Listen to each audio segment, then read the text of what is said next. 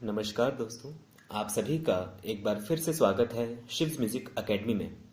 चाहे आप बिगिनर हों, चाहे आप कीबोर्ड बजाते हों, चाहे आप सिंगर हों या फिर आप गिटार बजाते हो या फिर दुनिया का कोई सा भी इंस्ट्रूमेंट बजाते हों, अगर आप संगीत से जुड़े इंसान हैं, संगीत को पसंद करने वाले हैं या फिर संगीत को सीखने वाले हैं, तो ये वीडियो आपके लिए बहुत ही यूज़फुल होगी अगर आप इस वीडियो को पूरी देखते हैं।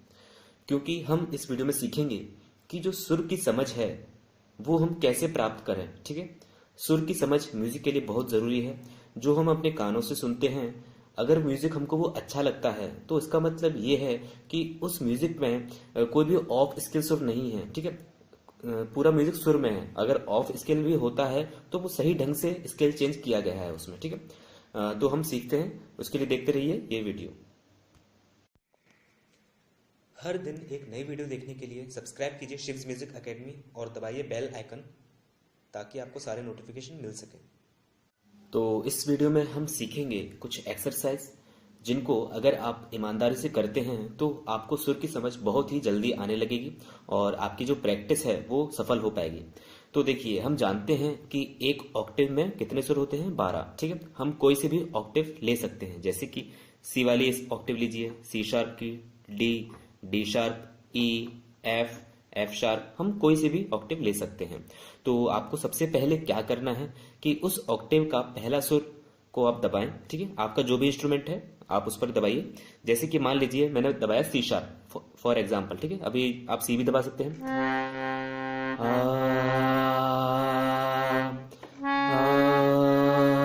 तो ठीक है दोस्तों, ऐसे आप अपने स्केल का कोई भी सुर दबाइए। ठीक है, उसके बाद आपको क्या करना है कि एक एक करके जो इसका अगला सुर है उसको आपको प्ले करते जाना है।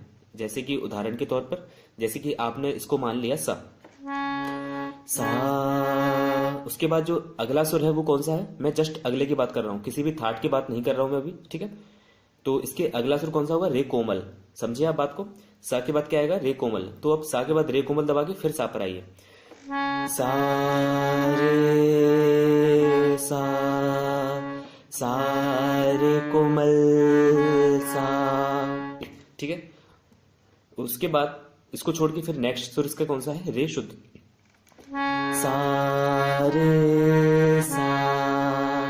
तो ठीक है दोस्तों, आपको जो भी बजाएं ऐसे आप, तो उसको ये सुर आपको अपने दिमाग में बैठाना है कि जब भी मैंने सा के बाद रे कोमल दबाया तो कैसी फीलिंग आई। ठीक है, किस तरह का म्यूजिक जनरेट हो रहा है। अगर मैं सा के बाद रे शुद्ध पर आ रहा हूं तो किस तरह का म्यूजिक जनरेट हो रहा है। जब तक आप ये इस बात पर फोकस नहीं करेंगे और जब तक आप थ्योरेटिकल नॉलेज लेते जाएंगे तब तक आपका उद्धार नहीं हो सकता। थ्योरेटिकल नॉलेज कोई भी ले सकता है, आपको करना है प्रैक्टिकली। ठीक है, थ्योरेटिकल आप सीखते हैं वो अच्छी बात है, साथ साथ करते जाइए, लेकिन कम से कम एक आधा एक घंटा डेली दीजिए जिसमें आप प्रैक्टिकली सीखें। ठीक है, फिर से शुरू करते हैं। सा रे सा गा, ये था अपना रे। सा रे सा, अब रे के बाद कौन सा आएगा? ग कोमल। ठीक है, सा गा सा। ठीक है, एक एक बढ़ते जाइए, फिर दोबारा से रिपीट कीजिए। हर एक स्टेप पर आने के बाद जो पुरानी एक्सरसाइज है उसको फिर रिपीट कीजिए, तो जिससे आपका जो पुराना वाला है वो एकदम रिफ्रेश होता जाएगा और आपके माइंड में वो साउंड सेट होता जाएगा। फिर से देखिए। आ आ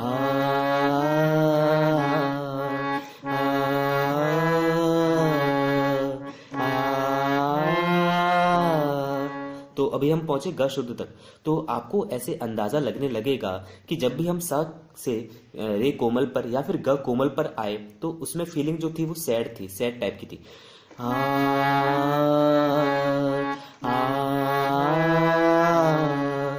ठीक है, मुझे नहीं मालूम कि जहां आप सीखने जाते हैं वहां ये चीज बताई जाती है या फिर सिर्फ और सिर्फ थ्योरेटिकल नॉलेज रटाई जाती है। ठीक है, मैं अपने स्टूडेंट्स को या फिर जो भी मुझसे हेल्प लेना चाहते हैं मैं उनको यही बताता हूं कि आप जो है प्रैक्टिकली अप्रोच कीजिए किसी भी चीज को, तब वो चीज आपको ज्यादा सिखाएगी और बहुत ही अच्छे से सिखाएगी लंबे समय के लिए। ठीक है, अभी हम पहुंचे ग शुद्ध तक।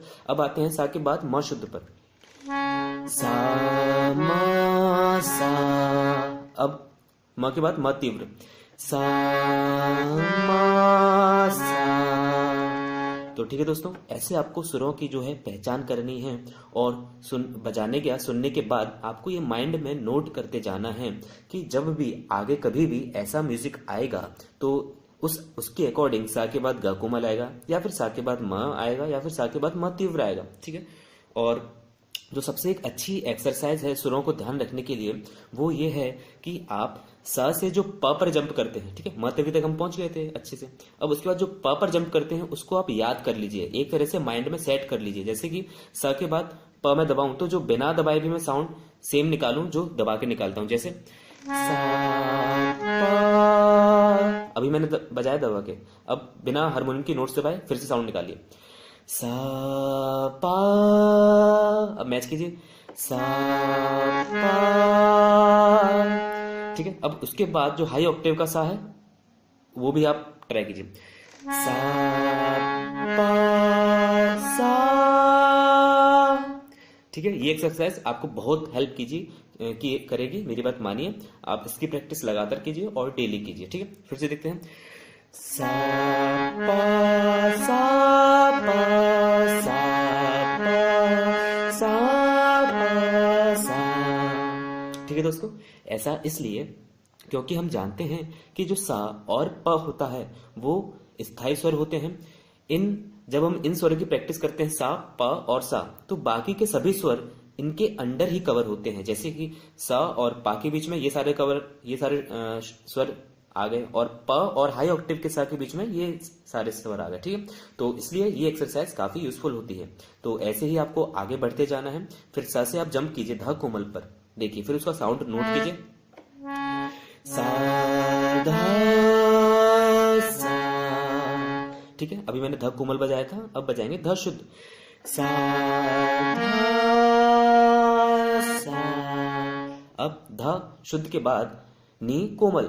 ठीक है। सा नी सा।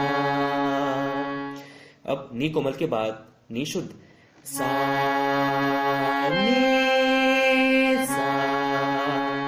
उसके बाद नी शुद्ध के बाद हाई ऑक्टेव का सा सा सा सा। और एक काम की और बात आपको बताऊं जो शायद ही आपको मालूम होगी कि जब हम सा से पा पर जंप करते हैं तो जो आवाज की तीव्रता है वो 1.5 गुना हो जाती है, और जब हम एक सा से उसके हाई ऑक्टेव वाले सा पर जंप करते हैं तो आवाज की तीव्रता जो है वो 2 गुनी हो जाती है। ठीक है। ये बात आप ध्यान रखिएगा, वो आपको मदद करेगी। तो ठीक है, इस वीडियो में मैंने आपको बताया था कि आपको एक स्केल का कोई सा भी पहला सुर चूज करना है, उसके बाद आपको हर एक सुर पर जंप करना है। ऐसा नहीं कि आप सिर्फ थर्ड बिलावल में ही कीजिए। ठीक है। बाकी भी हमारे लिए उतने ही स्पेशल हैं जितने की शुद्ध स्वर। ठीक है। आप मेरी बात समझ रहे होंगे, क्योंकि हम जानते हैं कि 4 कोमल होते हैं, 1 तीव्र और 7 होते हैं हमारे शुद्ध। तो आपको सभी को बराबर लेके चलना है और सभी के साथ अच्छे से प्रैक्टिस करनी है। अभी तो ये बात हुई कि हमने सी शार्प को समाना। अब मान लीजिए सी को मैं समानता, फिर आपको कैसे प्रैक्टिस करनी है, वैसे ही जैसे मैंने आपको बताया। ठीक है। वो कैसे करेंगे, यहाँ इसको समानिए सा रे सा रे सा। तो आपको ये पता पड़ेगा कि जब हम सा के बाद किसी शुद्ध पर जाते हैं तो वो साउंड एक हैप्पीनेस फीलिंग वाला साउंड करता है, और जब हम किसी कोमल पर जाते हैं तो वो थोड़ा माइनर फीलिंग देता है, वो थोड़ा सैड फीलिंग देता है। और जब हम सा से म तीव्र पर जाते हैं, हम जानते हैं एक ऑक्टेव में सिर्फ और सिर्फ म का तीव्र होता है, तो वो एक बेचैनी सा साउंड देगा। जैसे देखिए, इस सा के अकॉर्डिंग म तीव्र क्या बन जाएगा हमारा, सा रे ग म तीव्र। ठीक है। फिर अब साउंड कैसा साउंड करेगा, इसको देखिए सा रे ग म। ठीक है। ये हल्की सी बेचैनी देता है, ऐसा लगता है कि दिल में किसी ने छेद कर दिया है। ठीक है। तो ऐसा साउंड जब भी किसी गाने में यूज होगा तो हमको पता लगेगा कि वो उस सा के अकॉर्डिंग वो म तीव्र था। ठीक है। आपको ऐसे ही प्रैक्टिस करते जाना है किसी भी स्किल से। सा रे सा रे सा ग सा। अब देखिए ग कोमल आया तो फीलिंग माइनर हो गई थी, अब ग शुद्ध आएगा तो सा ग सा। मैं खुश हुआ, मैं दुखी हुआ। तो ठीक है दोस्तों, ऐसे ही आपको सुरों का जो वेरिएशन है according to notes with respect to the notes, वो आपको अपने माइंड में सेट करते जाना है। और म्यूजिक की परख जो है वो आपको रटनी नहीं है, वो अपने दिमाग में फीड करते जाना है और उसको ध्यान रखना है आगे के लिए। ठीक है, इस वीडियो में केवल इतना ही था।